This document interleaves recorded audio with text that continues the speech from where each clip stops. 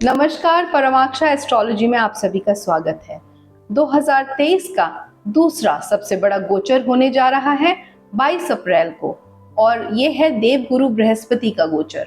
पहला गोचर शनि देव का था जो कि 17 जनवरी 2023 को हुआ था कुंभ राशि में, और अब देवगुरु बृहस्पति जा रहे हैं अपनी मीन राशि से मंगल की राशि मेष में।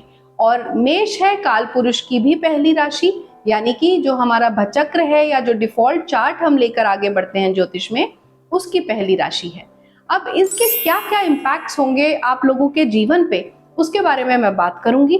पर उसके पहले मैं आपको बताऊंगी कि जुपिटर क्या रिप्रेजेंट करते हैं, राहु क्या रिप्रेजेंट करते हैं, और मेष राशि क्या रिप्रेजेंट करती है, और फिर इन तीनों का कंबाइंड इफेक्ट विश्व भर में, दुनिया पर क्या पड़ेगा और आप सब पे इंडिविजुअली क्या पड़ेगा। चलिए let's talk about Jupiter first. अब जुपिटर क्या है? वो है एक्सपेंशन के प्लैनेट। वो हर चीज को एक्सपैंड कर देते हैं। Jupiter is a planet of growth, spirituality, अध्यात्म के ग्रह हैं, धर्म के ग्रह हैं। और जो काल पुरुष में नवा घर है या 12वां घर है, वो भी अध्यात्म को, रिलीजन को, धर्म को और स्पिरिचुअलिटी को दिखाता है, पर उसके साथ साथ वो फॉरेन लैंड को भी दिखाता है। और वहीं राहु एक अनकन्वेंशनल प्लैनेट है। वो आपकी सोच थोड़ा हटके करते हैं, मतलब कि आपकी सोच बदल जाएगी। आप थोड़ा सा रेबेलियस नेचर के हो सकते हैं, आप थोड़ा अलग सोचेंगे, जो समाज की थिंकिंग है उससे हटके सोचेंगे। और राहु एक्सप्लोड करता है, मतलब वो हर चीज को एम्पलीफाई करता है। अब आप समझ रहे हैं ना, जुपिटर जहां चीजों को एक्सपैंड करते हैं, वहीं राहु उन चीजों को, उन कारकत्वों को एम्पलीफाई कर देते हैं। अब दोनों प्लैनेट्स जो चीजों को बढ़ाते हैं, बढ़ोतरी देते हैं, वो जाके बैठ जाते हैं काल पुरुष के पहले घर में। तो अब इससे क्या होगा, विश्व भर में आप देखेंगे कि लोगों की सोच धर्म को लेके काफी बदल जाएगी। या तो अंधविश्वास बहुत फैलेगा दुनिया भर में, या फिर लोग बहुत अनकन्वेंशनल तरीके से सोचना शुरू कर देंगे। अनकन्वेंशनल थिंकिंग हो जाएगी अध्यात्म को लेके। इन दोनों का कॉम्बिनेशन एक अग्नि तत्व राशि में, मेष राशि में, जो कि बहुत फायरी है, बहुत एम्बिशियस है, बहुत फोकस्ड राशि है। देवगुरु बृहस्पति का गोचर मेष राशि से आप देखेंगे कि टेक्नोलॉजी में बहुत एनहांसमेंट हो रहा है। विश्व भर में आप देखेंगे एंटरप्रेन्योरशिप बहुत ज्यादा बढ़ रही है। लोग अपने कामों को शुरू कर रहे हैं, नए स्टार्टअप्स हो रहे हैं, और वो स्टार्टअप्स बहुत ग्रो भी हो रहे हैं, क्योंकि जैसा कि जुपिटर करता है, वो हमेशा एक्सपेंशन देता है, गुड फॉर्च्यून देता है, लोगों के अंदर ऑप्टिमिज्म को बढ़ाता है, आपको मोटिवेटेड फील करवाएगा। You will feel very assertive and very ambitious and very motivated, क्योंकि ये एरीज राशि में हो रहा है ना। ये economic growth, improved trade relations और इंक्रीज्ड इंटरनेशनल कोऑपरेशन के लिए भी बहुत अच्छा कॉम्बिनेशन है। आप देखेंगे हमारे देश भारत के बहुत सारे अलग अलग देशों के साथ टाई-अप्स हो रहे हैं, और हमारे देश की बढ़ोतरी हो रही है, उन्नति हो रही है इस पूरे एक साल में, क्योंकि देवगुरु बृहस्पति वहां रहेंगे 22 अप्रैल 2023 से 1 मई 2024 तक। बीच में कुछ अप्रोक्सीमेटली 25 दिनों के लिए देवगुरु बृहस्पति अस्त भी होंगे, और वो होगा 28 मार्च 2023 से 27 अप्रैल 2023 तक। अब इन दिनों में देवगुरु बृहस्पति अपने रिजल्ट्स देना थोड़ा सा कम कर देंगे, तो ये उन राशियों के लिए बहुत अच्छा होगा जहां देवगुरु बृहस्पति थोड़ी बहुत नेगेटिव इम्पैक्ट्स दे रहे हैं, for example health issues they रहे हैं, तो वहां पे ये 25 दिन उन लोगों के लिए काफी अच्छे रहेंगे। पर अदरवाइज ऑल इन ऑल ये वाला कॉम्बिनेशन, देवगुरु बृहस्पति का मेष राशि में जाना और राहु के साथ बैठना, जनरली इसे गुरु चांडाल योग कहा जाता है, बट यहाँ पे ये बहुत उन्नति भी देता है।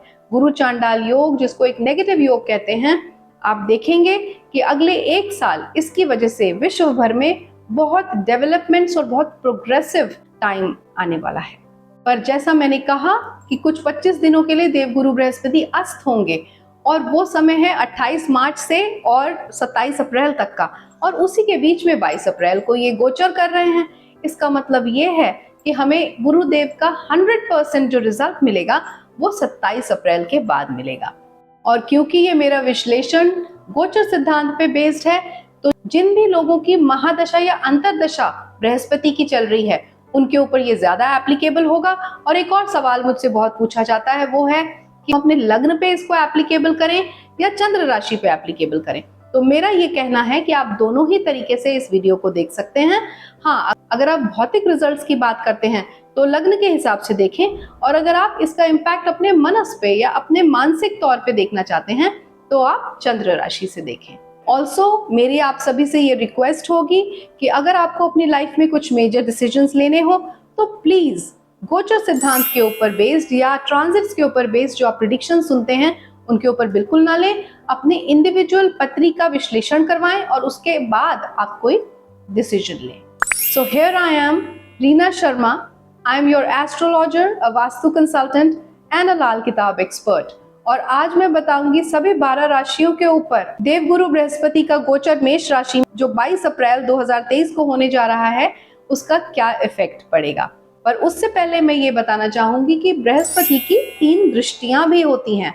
तो जिस घर में बृहस्पति गोचर करते हैं उस घर के तो रिजल्ट्स आते ही हैं, उसके अलावा उनकी 3 दृष्टियां, 5वीं दृष्टि, 7वीं दृष्टि और 9वीं दृष्टि भी होती है, और उनके इम्पैक्ट्स और भी ज्यादा होते हैं। कहते हैं कि जहां देवगुरु बृहस्पति विराजमान होते हैं वहां तो वो अच्छा करते ही हैं, पर उनकी दृष्टियां जहां पड़ती हैं वहां वो और भी ज्यादा वृद्धि करते हैं, क्योंकि he is a planet for expansion. चलिए अब देखते हैं सबसे पहले देवगुरु बृहस्पति का ये गोचर मेष राशि के जातकों पे, यानी कि मेष राशि और मेष लग्न के जातकों पे क्या प्रभाव डालने वाला है। देखिए, आप लोगों की कुंडली के 9वें भाव के और 12वें भाव के ये स्वामी हैं, और मेष राशि मतलब काल पुरुष की कुंडली। सो जो भी मैंने इम्पैक्ट्स अभी आपको बोले, जो विश्व भर के लिए मैंने आपको भी बताए, वो सब यहाँ पे एप्लीकेबल होते हैं। उसके अलावा ऑन एन इंडिविजुअल लेवल आपके लग्न में ही ये विराजमान है, लग्न में ही गोचर कर रहे हैं, वहां राहु पहले से बैठे हैं, तो क्या होगा, आप अपनी अपीयरेंस को लेके, आप अपनी लुक्स को लेके, अपनी पर्सनैलिटी को लेके बहुत कॉन्शियस होने वाले हैं। आप अपने ऊपर काम करेंगे, यानी कि आप सेल्फ इंप्रूवमेंट में लग जाएंगे। ये गोचर आपके लिए, खुद के लिए बहुत अच्छा साबित होगा। वहां बैठ के इनकी 5वीं दृष्टि पड़ेगी आपके 5वें घर पे, जो कि है संतान का। संतान सुख आपको मिलने वाला है। आपको अपनी संतान की तरफ से कोई गुड न्यूज मिलेगी। आप अपनी संतान को हायर स्टडीज के लिए भेज पाएंगे।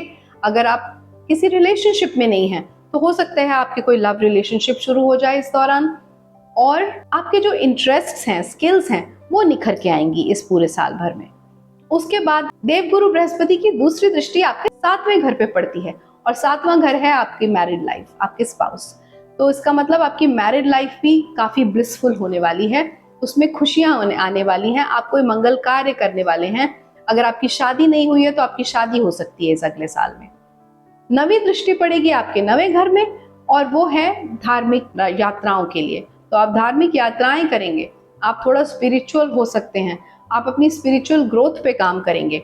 आपकी लॉन्ग जर्नीज हो सकती हैं एज अ वेकेशन और एज अ पिलग्रिमेज। तो ये पूरा समय 22 अप्रैल 2023 से लेके 1 मई 2024 तक का आपके लिए काफी शुभ जाने वाला है।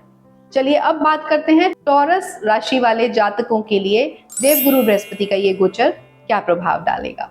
देखिए, टॉरस यानी कि वृषभ राशि आपके 8वें घर और 11वें घर के स्वामी होते हैं बृहस्पति देव। अब ये जाके बैठ जाएंगे आपके 12वें घर में, तो वहां जाकर ये क्या करेंगे, और वहां राहु पहले से बैठे हैं। 12वां घर एक्सपेंशन का होता है, 12वां घर खर्चों का होता है, एक्सपेंडिचर का होता है, फॉरेन लैंड का होता है, स्पिरिचुअलिज्म का होता है। तो वहां बैठ के ये इन सब चीजों में थोड़ा सा एनहांसमेंट करेंगे। आपके खर्चे भी बढ़ेंगे, जैसा मैंने कहा कि वो एक्सपेंडिचर का भी घर होता है, लेकिन वहीं बैठ के ये आपके 4थे घर को देखेंगे, आपके 6ठे घर को देखेंगे और आपके अष्टम भाव को देखेंगे, यानी कि 8वें घर को देखेंगे। तो देखिए, जब ये 4थे घर को देखेंगे तो आपके लिए, अगर आपका कोई आपको मकान खरीदना था, मकान बनाना था या रेनोवेशन करना था अपने करंट घर में, तो ये समय आपके लिए बहुत अच्छा है। आपको कोई गाड़ी खरीदनी है, आप कार खरीद सकते हैं, कोई गाड़ी खरीद सकते हैं इस समय पे, क्योंकि देवगुरु बृहस्पति वो आपको देने की क्षमता रखते हैं जब वो स्पेशली राहु के साथ बैठे हैं। वहीं आपकी माता के स्वास्थ्य को थोड़ा हानि हो सकती है, तो उनका थोड़ा ध्यान रखिएगा। फिर 6ठे घर को देख रहे हैं, अगर आप कोई होम लोन, कोई कार लोन या किसी भी तरीके का लोन लेना चाहते थे और वो आपका पास नहीं हो रहा था, तो आप देखेंगे इस समय पे आपके लोन्स बड़ी आसानी से आपको मिल जाएंगे। आपको सिर्फ अपने स्वास्थ्य का थोड़ा ध्यान रखना पड़ेगा, क्योंकि 6ठे घर से हम रोग को भी देखते हैं, तो थोड़ा केयरफुल रहिएगा अपनी हेल्थ को लेकर। जब वो अष्टम भाव को देखेगा तो अष्टम भाव को देखने में आपको सडन मनी मिलेगा, कहीं से सडन फायदा मिलेगा। चाहे तो वो आपकी इन्वेस्टमेंट्स हो सकती हैं जो पुरानी करी हुई इन्वेस्टमेंट हो, नहीं तो ऐसा भी हो सकता है कि आपको पैतृक संपत्ति मिल जाए या आपका कोई रुका हुआ पेमेंट आपको मिल सकता है इस दौरान। तो पैसे के लिए, वेल्थ के लिए ये काफी अच्छा समय है आपके लिए। ओवरऑल टॉरियंस के लिए भी, वृषभ राशि वालों के लिए भी एक अच्छा समय रहेगा। अब हम बात करते हैं मिथुन राशि या फिर मिथुन लग्न वालों के बारे में। अब देवगुरु बृहस्पति आपके 11वें घर में विचरण करेंगे और राहु वहां पहले से ही हैं और वहां बैठ के उनकी दृष्टियां पड़ेंगी आपके 3रे घर पे, आपके 5वें घर पे और आपके 7वें घर पे। अब क्या होगा जब 11वें घर में आए, तो 11वां घर तो वैसे ही लाभ स्थान है, इच्छा पूर्ति का घर है।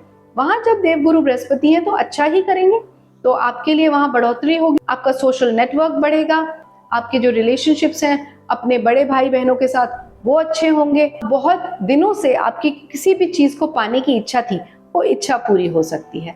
और वहां से जब वो 3रे घर को देखेंगे तो आपके अपने यंगर सिबलिंग्स के साथ, छोटे भाई बहनों के साथ रिश्ते अच्छे होंगे, पड़ोसियों के साथ आपके रिश्ते अच्छे होंगे, कुछ मंगल कार्य हो सकता है आपके घर में, आपके घर के आसपास। आपकी कम्युनिकेशन स्किल्स पे बहुत निखार आएगा। आप जो बोलेंगे, आपके बोली में, आपकी बात में थोड़ा वजन होगा, लोग उसको सुनेंगे और उसको फॉलो करेंगे। वहीं जब ये 5th हाउस को देखेगा तो आपको संतान सुख मिलेगा, आपको संतान की तरफ से कुछ गुड न्यूज मिलेगी। आपकी संतान अपने करियर में, अपने पढ़ाई में अच्छा करेगी तो नेचुरली आप अंदर से अच्छा फील करेंगे। अगर आप अब तक किसी लव रिलेशनशिप में नहीं है, किसी इंटीमेट रिलेशनशिप में नहीं है, तो शायद आपका कोई रिलेशनशिप भी शुरू हो जाए। 7th हाउस को भी देख रहा है तो मतलब कि आपकी शादी, अगर आपकी जन्म पत्रिका में राहु की या बृहस्पति की दशा चल रही है तो इस समय आपकी शादी होने के पूरे पूरे योग हैं। सो ऑल इन ऑल जेमिनियंस के लिए भी ये समय काफी अच्छा है। आगे बढ़ते हैं और बात करते हैं कर्क राशि या कर्क लग्न वालों के बारे में। देवगुरु बृहस्पति का गोचर जो कि पूरे 1 साल के लिए हो रहा है, 22 अप्रैल 2023 से 1 मई 2024 तक, वो क्या लेकर आ रहा है। कर्क लग्न वालों के लिए देवगुरु बृहस्पति विराजमान होंगे उनके 10वें घर में और 10वां घर है प्रोफेशन का। तो वेरी गुड फॉर यू, बहुत अच्छा। अगर आप जॉब सीकर्स थे, आप नौकरी ढूंढ रहे थे, तो आपकी नौकरी लग जाएगी फटाफट, और आपका प्रमोशन ड्यू था तो प्रमोशन हो जाएगा। अब वहां से बैठ के देवगुरु बृहस्पति की 5वीं दृष्टि पड़ेगी आपके 2रे घर पे। 2रा घर होता है धन स्थान, मतलब आपके मनी मैटर्स भी बहुत बढ़िया रहेंगे, आपको अच्छा पैसा मिलेगा, अच्छे धन के गेन्स होंगे आपको। फिर वहां से वो आपके 4थे घर को देख रहे हैं। 4था घर अगेन सुख स्थान होता है, आपके ड्वेलिंग प्लेस है, आपका घर है जहां आप रहते हैं, तो वहां रेनोवेशन हो सकता है, आप नया घर बना सकते हैं, नई गाड़ी ले सकते हैं। सो ओवरऑल सुख के लिए भी ये बहुत अच्छा है, हर चीज में एक्सपेंशन होगा। पर वहीं उनकी 9वीं दृष्टि पड़ रही है आपके 6ठे घर पे, और जैसा मैं हमेशा कहती हूँ 6ठा घर रोग का भी होता है, तो you have to be slightly careful about your health. जहां आप देखें आपको थोड़ी सी प्रॉब्लम आ रही है, फटाफट अपने मेडिकल चेकअप्स करा लें। ऐसा करेंगे तो इस अगले 1 साल में देवगुरु बृहस्पति आपको काफी कुछ देकर जाने वाले हैं। चलिए बात करते हैं सिंह राशि या सिंह लग्न वालों के बारे में। सिंह लग्न वालों के लिए देवगुरु बृहस्पति का विचरण हो रहा है उनके 9वें घर में, और 9वां घर तो ऑलरेडी काल पुरुष की कुंडली में देवगुरु बृहस्पति का ही है, सो वो वहां पे काफी कंफर्टेबल है। 9वां घर धर्म को भी दिखाता है और देवगुरु बृहस्पति भी धर्म को दिखाते हैं, तो यहाँ पे उनकी एनर्जी काफी पॉजिटिविटी लेकर आई है। हाँ, आपकी धर्म को लेके अनकन्वेंशनल सोच हो सकती है, आप जिस धर्म के हैं उसके अलावा दूसरे धर्मों को भी आप रिस्पेक्ट कर सकते हैं, and as per me it's very good. ये तो एक बहुत अच्छी बात है ना कि हम इस चीज में विश्वास रख रहे हैं कि भगवान एक है। सो राहु एंड जुपिटर आपके 9वें घर में आपको वो कट्टरपना नहीं देंगे, बल्कि फ्लेक्सिबिलिटी देंगे related to all the religions, which is good. Now वहां से बैठ के उनकी 5वीं दृष्टि पड़ेगी आपके लग्न पर, तो सेल्फ इंप्रूवमेंट होगा आपका, आप अपने ऊपर ध्यान देंगे, आप क्या खा रहे हैं, कितना खा रहे हैं, मैं कितनी फिट हूँ, मैं मोटा तो नहीं हो गया या मैं मोटी तो नहीं हो गई, so you will become self conscious. 7वीं दृष्टि होगी आपके लिए आपके 3रे घर पे। 3रा घर मतलब कि आपके फ्रेंड सर्कल, आपके यंगर सिबलिंग्स, आपके आस पड़ोस, तो इन सब के साथ आपके रिलेशंस बड़े अच्छे रहेंगे। यहाँ आपके लिए कुछ बहुत ऑस्पिशियस हो सकता है, कोई अच्छी सेरेमनी हो सकती है आपके घर में, आपकी कम्युनिकेशन स्किल्स अच्छे हो सकते हैं, आप मल्टीटास्कर बन सकते हैं, आप एक ही समय पे बहुत सारे काम कर सकते हैं। और फिर इनकी 9वीं दृष्टि पड़ेगी आपके 5म स्थान पे, यानी कि 5th हाउस पे। तो अगर आप क्रिएटिव फील्ड में हैं, अगर आप अपने ही पैशन को, अपने ही हॉबी को प्रोफेशन बनाना चाहते हैं, तो this is the best time for you. आपके ऊपर गुरु कृपा है, क्योंकि गुरु अपने ही 9th हाउस में, अपने ही घर में बैठे हैं और वहां से आपको देख रहे हैं 9वीं दृष्टि से। तो गुरु कृपा मिल रही है आपको। So you can go ahead and do what ever you like, what ever creativity you have, उसको एनहांस करें इस समय पे।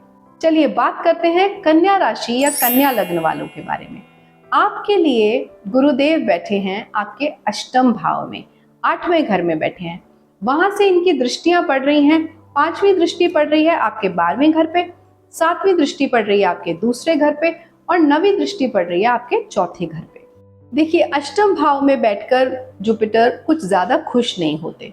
अष्टम भाव इनहेरिटेंस भी होता है, तो आपको इनहेरिटेंस का बेनिफिट तो जरूर होगा, लेकिन वहां से जब वो आपके 12वें घर को देखेंगे तो आपकी स्पिरिचुअल ग्रोथ या आपके स्पिरिचुअल थॉट प्रोसेस में आप बहुत नेगेटिव बदलाव देखेंगे। अगर आप किसी पिलग्रिमेज पे जाना चाहते हैं, मतलब कि आध्यात्मिक यात्राएं करना चाहते हैं, कोई मंदिरों को आप विजिट करना चाहते हैं, तो आप देखेंगे कि उन यात्राओं से पहले आप बहुत चैलेंजेस को फेस करेंगे, बहुत अड़चने आएंगी वो यात्राएं करने के लिए आपके लिए। फिर वो आपके दूसरे घर को देख रहे हैं, मतलब कि धन संपत्ति, धन स्थान है, तो जहां आपके पेमेंट्स रुके हुए हैं वहां भी आप चैलेंजेस फेस करेंगे। आपका शायद कहीं पैसा रुक सकता है, तो आप बहुत ध्यान से निवेश करें, बहुत केयरफुली सोच समझ के निवेश करें। चौथे घर को देखेंगे तो वहां आपके सुख में भी थोड़ी सी कमी आ सकती है, वो सुख स्थान है। और अष्टम से जब गुरु वहां देख रहे हैं तो बहुत अच्छी दृष्टियां नहीं है। ऑल्दो आपके मकान में रेनोवेशन और मकान का कंस्ट्रक्शन हो सकता है, लेकिन अपने सुख में आप थोड़ी कमी महसूस करेंगे। और ऐसा मैंने इसलिए कहा क्योंकि देखिए, आपका 7th लॉर्ड यानी कि 7वें घर का स्वामी जाके अष्टम में बैठ गया। अब 7th house is for spouse, for your marriage. अष्टम होते हैं आपका ससुराल पक्ष या आपके इन लॉज। तो जब 7वां घर वहां जाके बैठ गया तो आप थोड़ा अपने स्पाउस के बिहेवियर में नेगेटिव टेंडेंसीज देखेंगे, जिसकी वजह से आप मेंटली काफी हर्ट हो सकते हैं, डिस्टर्ब हो सकते हैं। आपके रिलेशंस अपने इन लॉज के साथ, अपने ससुराल पक्ष के साथ भी थोड़े तनावपूर्ण हो सकते हैं। सो इस वजह से ऑल इन ऑल ये एक साल आप थोड़ा सा ध्यान रखें, चीजों को थोड़ा लाइटली लें। बात करते हैं तुला राशि या तुला लग्न वाले जातकों के लिए देव गुरु बृहस्पति का ये गोचर क्या लेकर आया है। तुला लग्न वालों के लिए ये गोचर हो रहा है उनके 7वें घर में। तुला लग्न की कुंडली में जुपिटर से ओन्ड हाउसेस होते हैं 3rd हाउस और 6th हाउस। जब 3rd लॉर्ड और 6th लॉर्ड जाके 7th हाउस में बैठ रहे हैं तो आप महसूस करेंगे कि आपके अपने छोटे भाई बहनों के साथ, नेबर्स के साथ यानी कि पड़ोसियों के साथ और स्पाउस के साथ डिफरेंस ऑफ ओपिनियन आ रहा है। आपको वहां पे थोड़ी टेंशन महसूस हो सकती है। फिर जुपिटर की जो दृष्टियां पड़ रही हैं, वो एक तो 5वीं दृष्टि पड़ रही है आपके 11वें भाव पे, 7वीं दृष्टि पड़ रही है आपके लगन पे और 9वीं दृष्टि पड़ रही है आपके तीसरे भाव पे। तो यहाँ पे बैठ के देवगुरु बृहस्पति आपको सोशल स्टेटस में बढ़ोतरी तो देंगे, आपके सोशल नेटवर्क को भी बढ़ाएंगे, आपकी जो बिजनेस पार्टनरशिप्स हैं उनमें भी एनहांसमेंट होगा, लेकिन तनावपूर्ण माहौल डेफिनेटली बनाकर रखेंगे। और जब वो लगन को देख रहे हैं तो again you will be wanting to improve upon self. आप अपने सेल्फ इम्प्रूवमेंट पे बहुत समय और पैसा खर्च करेंगे। चलिए अब बात करते हैं वृश्चिक राशि या वृश्चिक लग्न वालों के बारे में। वृश्चिक लग्न वाले जातकों के लिए देवगुरु बृहस्पति, जो कि उनके 2nd लॉर्ड और 5th लॉर्ड बनते हैं, जाके बैठेंगे आपके 6th हाउस में। 6ठे भाव में बैठ गए। 6ठा भाव है रोग रिपु ऋण का और 6ठा घर आपके डेली रूटीन का भी है, डेली वर्क का भी है। तो जो लॉयर्स हैं और डॉक्टर्स हैं, किसी भी ऐसे फील्ड में हैं जहां आपको डेली बेसिस पे आपकी अर्निंग होती है, तो वहां तो आप अच्छा करेंगे। अदरवाइज ये बाकी सब जॉब्स के लिए बहुत ज्यादा अच्छा नहीं है। अब वहां बैठ के देवगुरु बृहस्पति देखेंगे 10वें घर को, हाउस ऑफ प्रोफेशन को, 12th हाउस को और 2nd हाउस को। अब 12th हाउस का मतलब है आपको अगर बाहर पढ़ने जाना है, विदेश पढ़ने जाना है, तो ये एक अच्छा समय साबित है। 10वें घर को जब देख रहे हैं तो आपका हाउस ऑफ प्रोफेशन है, वहां पे भी आप बढ़ोतरी देखेंगे, आपके सोशल स्टेटस में आप इंप्रूवमेंट देखेंगे, प्रोग्रेस देखेंगे। जब 2nd हाउस को देख रहे हैं तो वहां पे आप थोड़ा सा इगोइस्टिक हो जाएंगे, आपकी स्पीच इस तरीके की हो जाएगी, आपकी वाणी की, आप बस सबके अंदर गलतियां ढूंढते रहेंगे, आपका अहम बहुत ज्यादा बढ़ जाएगा। So stay cautious, please keep a check on that. चलिए बात करते हैं सेजिटेरियस यानी कि धनु लग्न वाले लोगों के बारे में। अब धनु के तो लग्न लॉर्ड ही जुपिटर हैं और 4th हाउस के, और ये जाके बैठेंगे आपके 5th हाउस में। तो वहां बैठ के ये क्या करेंगे, आपकी क्रिएटिविटी को बढ़ाएंगे, क्रिएटिविटी को एनहांस करेंगे। और वहां बैठ के ये आपको, अगर आपके कोई रिलेशनशिप्स नहीं है, आप किसी लव रिलेशनशिप की तलाश में थे, तो वो आपको वो भी देंगे। आपके 5th हाउस में बैठ के ये आपके 9th हाउस को देखेंगे, आपके 11th हाउस को देखेंगे और आपके 1st हाउस को देखेंगे। 9th हाउस अगेन धर्म का घर है, तो आप होली पिलग्रिमेजेस पे जा सकते हैं, आध्यात्मिक यात्राओं पे जा सकते हैं, लॉन्ग डिस्टेंस यात्राओं पे जा सकते हैं, मतलब लंबी यात्राओं पे जा सकते हैं। आप आगे हायर स्टडीज के लिए जाना चाहते हैं तो आप वो भी कर सकते हैं। आपकी अगर कोई इच्छाएं थी रिलेटेड टू योर प्रोफेशन, आपको कोई नई जॉब चाहिए थी, कहीं किसी डिफरेंट नए डिपार्टमेंट में काम करना था, तो वो आपकी इच्छा पूरी होगी। आपका स्टेटस एनहांसमेंट होगा, आपके लिविंग स्टैंडर्ड्स में बढ़ोतरी होगी। और क्योंकि यहाँ बैठ के ये आपके 1st हाउस को भी देख रहे हैं, 1st हाउस इज लग्न यू योरसेल्फ, तो आप सेल्फ इंप्रूवमेंट में बहुत समय लगाएंगे। आप अपने ऊपर ध्यान देंगे कि मैं कैसा दिख रहा हूँ, मैं पतला हूँ या मैं मोटा हूँ, मैं जिम शुरू कर दूं, बेसिकली सेल्फ इंप्रूवमेंट ओवरऑल। चलिए बात करते हैं कैप्रिकॉर्न लगन यानी कि मकर लगन या मकर राशि वाले जातकों के लिए देवगुरु बृहस्पति का ये गोचर क्या लेकर आया है। देवगुरु बृहस्पति मकर राशि वालों के लिए या मकर लग्न वालों के लिए अगर मैं कहूँ तो विचरण कर रहे हैं उनके 4थे घर में। अब 4थे घर में जब विचरण कर रहे हैं, वहां से उनकी दृष्टियां पड़ रही हैं। एक उनकी पहली दृष्टि पड़ रही है अष्टम पे, दूसरी दृष्टि पड़ रही है उनके 10वें घर पे और तीसरी दृष्टि पड़ रही है उनके 12वें घर पे। सो आपके 4थे घर में बैठ के देवगुरु बृहस्पति आपको नया मकान बनवा देंगे।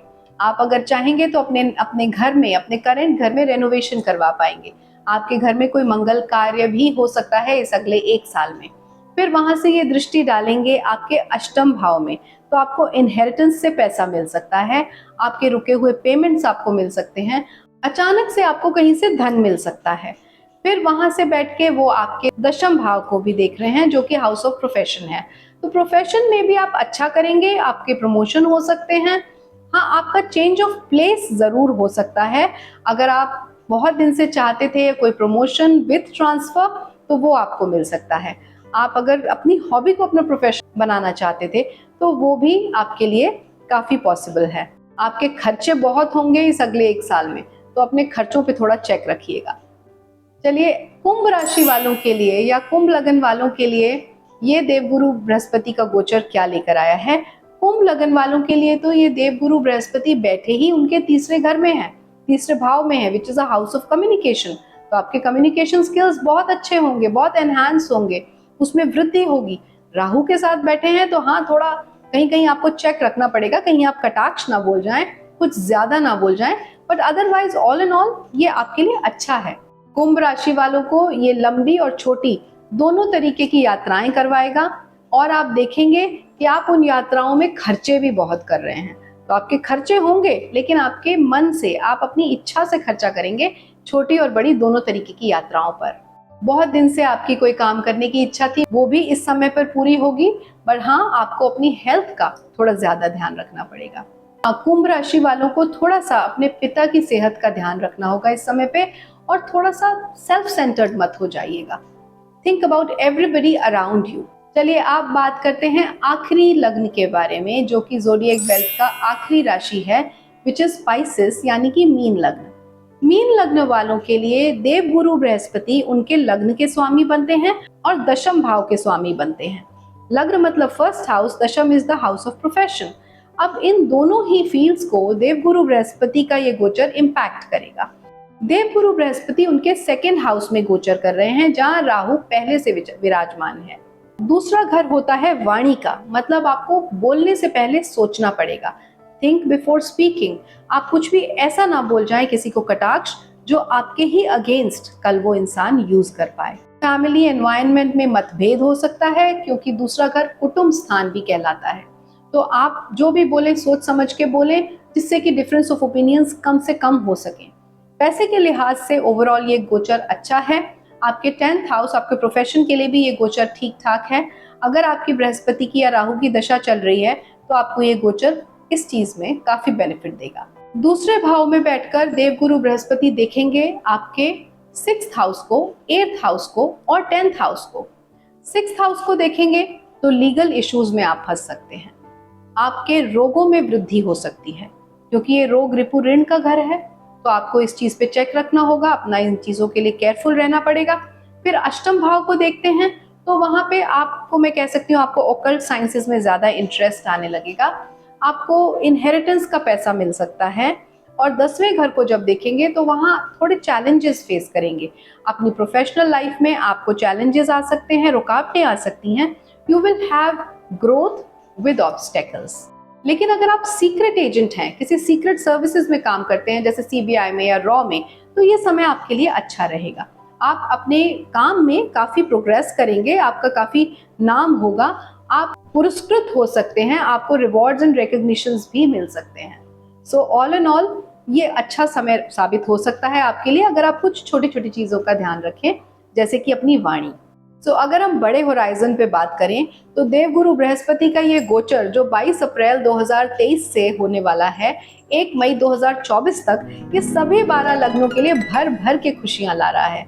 It's bringing a very auspicious time for each one of us, except for some लगन्स, सम राशिज जिनमें कि थोड़ा बहुत हेल्थ इश्यूज देखती हूँ या थोड़ा बहुत डिफरेंस ऑफ ओपिनियन के केसेस देख रही हूँ। Otherwise all in all it's a very very good transit. जितना हो सके इस गोचर का फायदा उठाएं, इस समय को अपने हित में यूज करें। So if you are new to my channel and watching my video for the first time, please subscribe this channel और बेल आइकन को जरूर दबाएं और आगे आने वाले सभी वीडियोस के लिए नोटिफिकेशन पाएं।